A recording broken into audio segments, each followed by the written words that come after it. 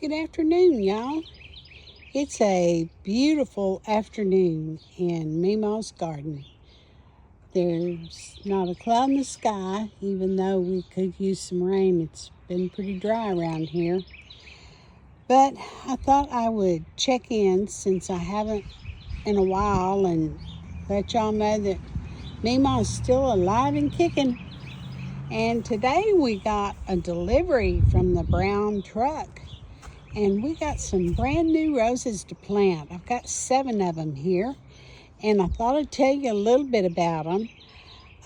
These roses come from High Country Roses in Broomfield, Colorado.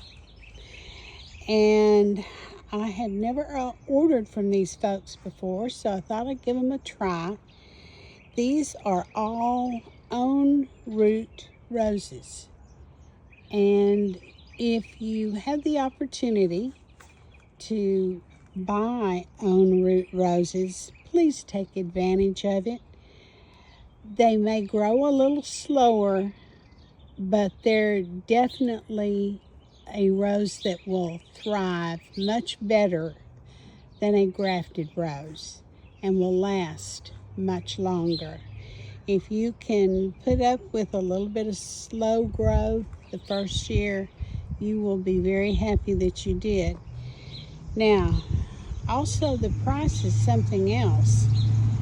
The price on all these are quart size pots that they come in, and they're all nicely packaged.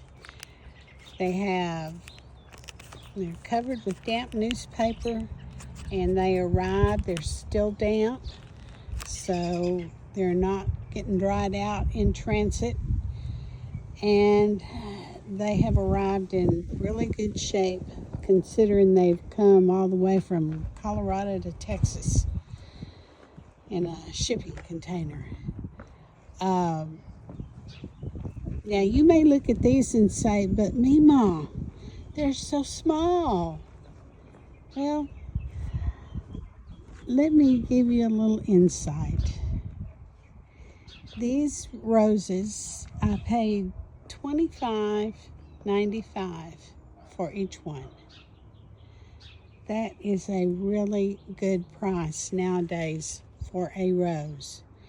If you were to buy these roses in 1 gallon or 2 gallon sizes, nowadays you would pay anywhere from $40, depending on the rose, to $75 each.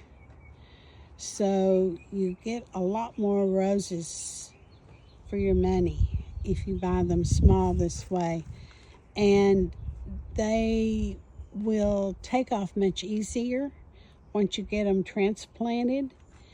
You don't have to worry as much about transplant shock. I took these out this afternoon so they could get a little light, and tomorrow I will put them in the big mineral salt pots, like you can see back out there in the background. That's what I grow all of my roses in, is those black animal mineral salt pots. And once you get them transplanted, they're going to do really well for you. I picked these out with hybridizing in mind, as I do all of my roses. I don't like to waste garden space or pots on roses that I can't use to hybridize with. And there are some that are just very difficult to work with.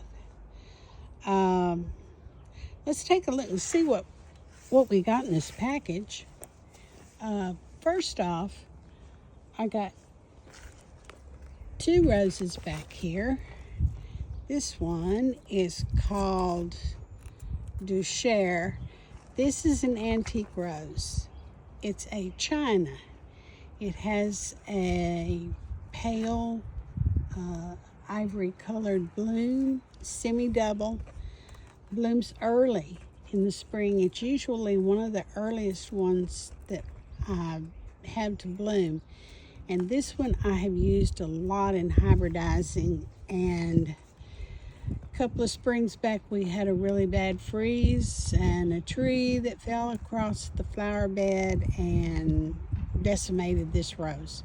So I had to replace it because it's one of the ones that I really like to use in hybridizing. Another one that kind of the same thing happened to, only it was a tree that smothered it with roots.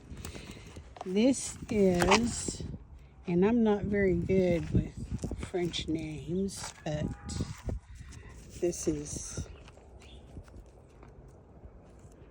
Monsieur Tilleur.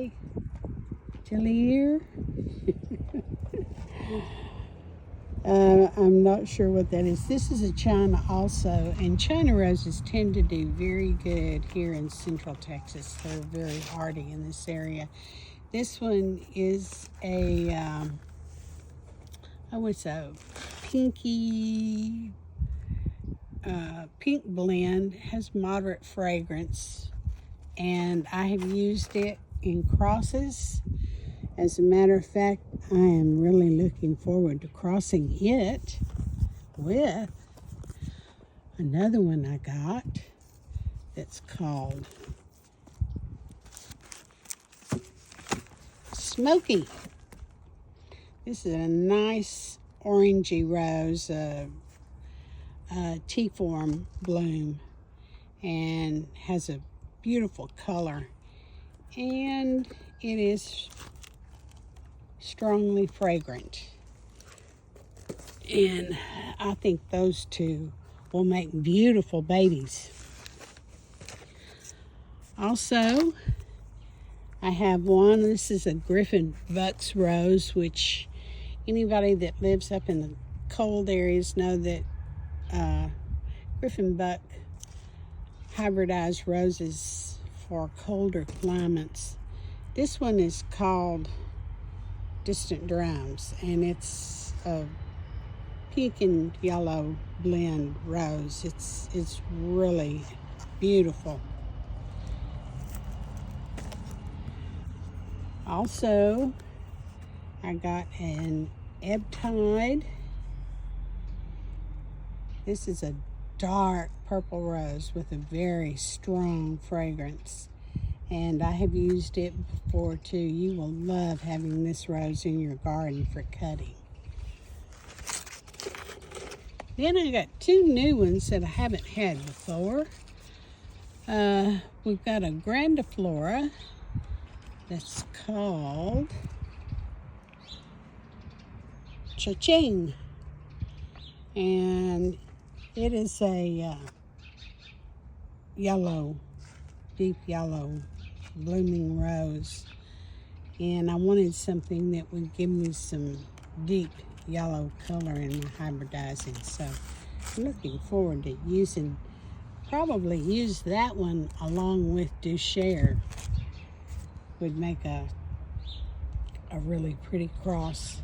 And the last one is Desert Sky. It's a Floribunda, and this one is good to zone 5, so this one's pretty cold tolerant, and it is an orange blend rose. So that's what we're looking at, and I decided I would unbox these this afternoon and set them out so they can get a little bit of sun. And they looked a little wilted when I took them out, but now that they're in the sun, they're looking a whole lot better, and they came still pretty damp, not soggy, but damp. And so I will get those transplanted tomorrow after they've had time to breathe in some fresh air, and I can get my pots ready and add some fertilizer to them and some good stuff, refresh the soil in the pots. And I'll be giving you an update here when they take off and start blooming, and you can see how well they've done. At this point, from what I know now, I would definitely recommend High Country Roses. I'm very pleased with the order that I received, and it looks like they're going to be good quality and a good value. So you might want to check out, they are online with their catalog. I think I got some of the first ones shipped out this year, and these look really nice. So I'm very pleased, and we'll update you later. So I don't have any roses to go smell right now, but hopefully very soon. Bye, y'all.